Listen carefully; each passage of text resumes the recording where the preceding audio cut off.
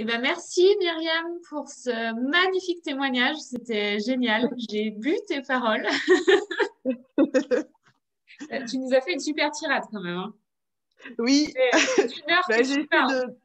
de me souvenir au maximum parce que, comme je t'ai dit, ça reste extrêmement flou. Et, euh, et voilà, ben, j'ai réussi à me souvenir de mon récit grâce aux photos et aux vidéos qu'ont fait mes amis, en fait. Non, mais c'est génial. Du coup, j'ai noté quelques petites questions à te poser. Éline, la fille de ta copine, elle a quel âge? Elle a 14 ans, D'accord. 13 Parce ou que comme 14 vous ans. avez apparemment beaucoup discuté, tu vois, je me suis dit, bah, c'est pas une petite de... Non. Non, quoi. Du coup, les sages-femmes, elles n'ont pas fait grand-chose. Ben, je pense qu'elles n'ont rien fait. Elles étaient là pour voir, c'est tout. Non, Non, parce que je elles vois ont bien juste que tu étais vraiment observé. seule et qu'il a fallu que toi, tu te dises à un moment donné, c'est bon, il va falloir que j'y aille, quoi. C'est ça. C'est ça. Et si, en fait, voilà, tu vois, maintenant que j'y pense, quand tu me dis ce que les sages-femmes ont fait, euh, c'est les monitos. Voilà, je sais que j'ai eu 3 monitos. Et maintenant, en y repensant, ces 3 monitos, c'est aussi ça qui m'a aidé quelque part à voir la progression de bébé de mon fils. Parce que quand elles sont arrivées, j'avais le monito, elles m'ont posé du coup l'appareil très haut au niveau du ventre. Mm. Et, et jusqu'au moment où elles m'ont laissé tranquille, en fait, au fur et à mesure qu'elles cherchaient le cœur, le dernier monito qu'elle m'a fait, elle a posé la sonde pratiquement au niveau de mon pubis. Et, euh, et en fait ouais, voilà, je me suis dit, ah ouais, en fait, tout à l'heure, c'était vers mes côtes, après, elle était vers mon nombril, et là, elle est au niveau de mon pubis. Mm. Bah, c'est fou parce que bah, il est là, quoi, il arrive. Et ça aussi, c'était rigolo parce que je n'aurais pas pensé qu'un monito pouvait m'aider Ouais, c'est à cool. voir la progression de mon fils. T'as encouragé, ouais, du coup. Ouais, ouais, ça aussi, ouais, ça m'a. Je dis, ça y est, il arrive, quoi. Mm. Comment tu te sens aujourd'hui en repensant à cet accouchement? Je me sens. C'est pas de la fierté, c'est. Comment dire? De la gratitude, ouais, parce que je me dis que. Je me dis que c'est une chance, en fait. Je suis trop heureuse d'avoir pu vivre ça.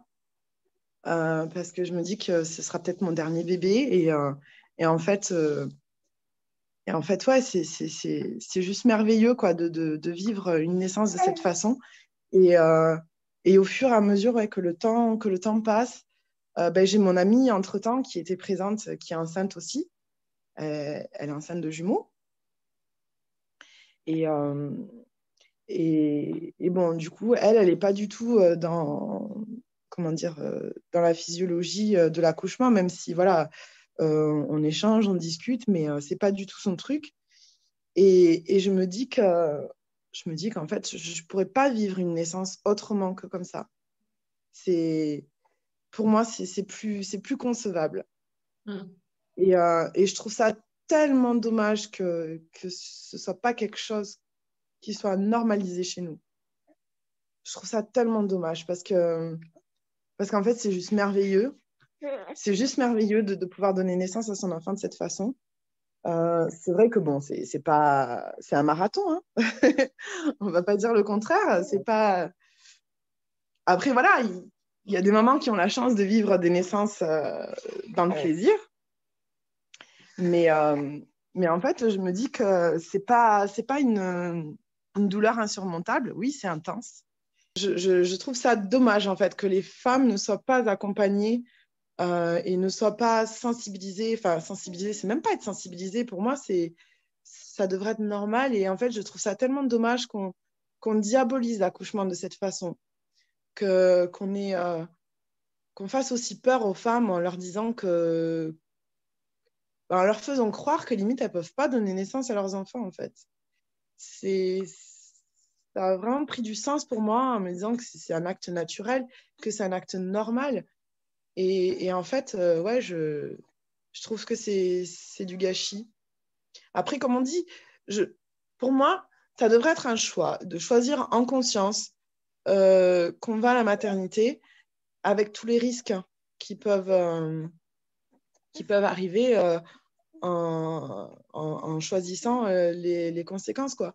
Mais leur dire qu'elles ont la force et qu'elles ont la possibilité, qu'elles sont capables, en fait, qu'elles n'ont pas besoin d'aide et que c'est pas normal qu'on les infantilise de cette façon.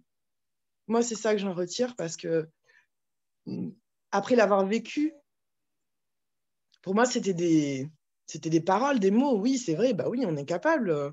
Il n'y a pas de raison. Au final, quand on regarde le pourcentage de femmes dans le monde qui accouchent de manière médicalisée aujourd'hui contre celles qui accouchent naturellement, on n'est pas si nombreuses que ça. Mais effectivement, comme beaucoup, je me dis, pourquoi s'en passer, en fait? On a la chance de pouvoir accoucher sans souffrir. Voilà. C'est vrai que c'est bête de s'en priver. Mais au final, je me dis qu'on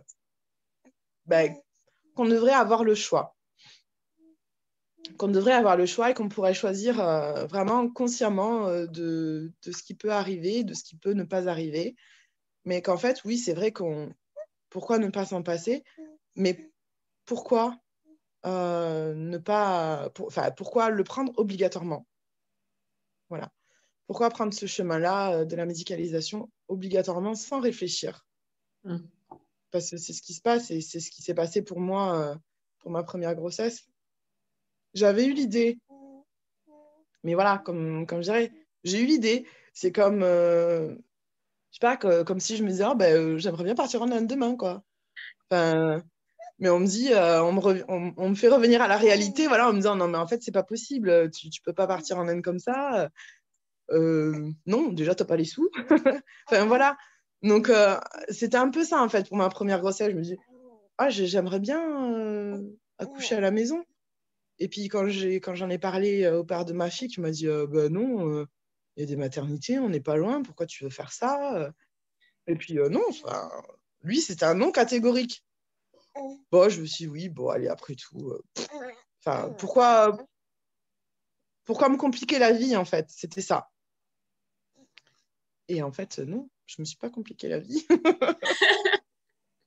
Je me la suis tellement simplifiée d'être chez moi, tranquille, dans mon cocon. Et puis, en fait, quand je vois ce que ça a créé, cette naissance autour de moi, je ne regrette pas.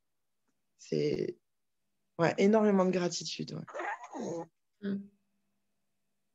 Merci, c'est beau. Et je voudrais rajouter aussi Vas-y.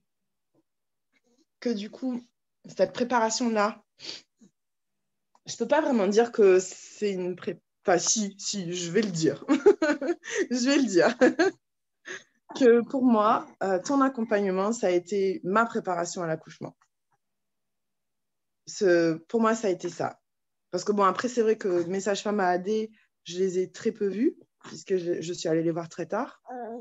On a commencé le premier rendez-vous, j'avais déjà bien entamé le 7e mois.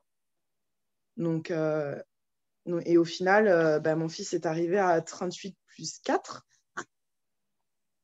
Donc, du coup, ça a été très court le temps pour se préparer.